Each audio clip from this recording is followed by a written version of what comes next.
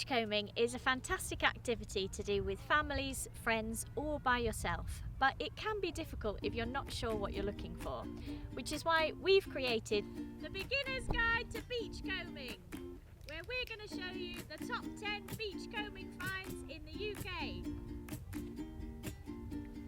Number 1. Mermaid's purses.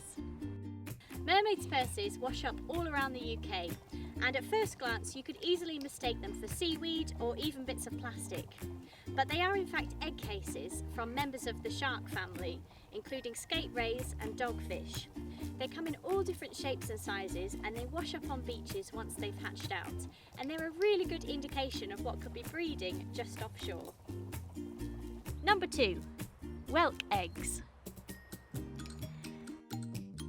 These bundles of what look like yellow sponge are whelk eggs.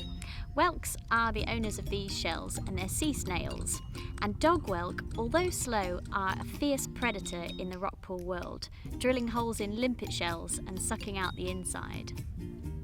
Number 3. Sea glass. Sea glass are bits of broken glass that are found on beaches that have ended up in the ocean. And as they get churned about in the waves, mixed with all the sand and the rocks, they become very smooth and dusty in appearance. And they're a prized beachcombing find amongst artists that use them to make jewellery and all sorts of artwork. Number 4. Piddocks. Piddocks are the owners of these angel wing shaped shells. And they've got these rough ridges on the end so that they can bore themselves down into soft wood, rock and clay, and they do this to create these protective burrows that they then live inside. So you'll often see bits of old wood with these holes in.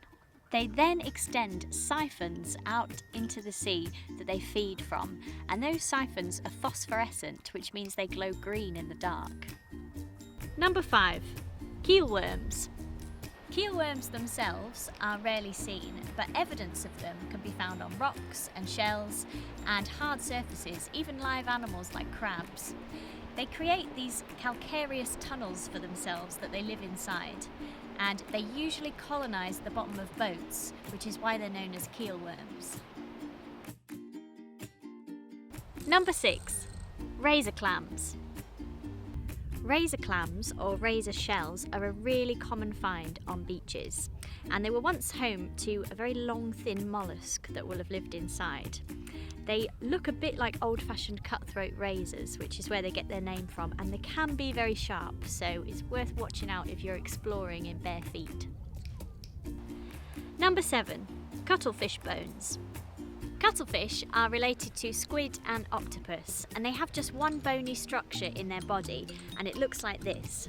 These can be found washed up on beaches around autumn time, and they use these to control their buoyancy in the water.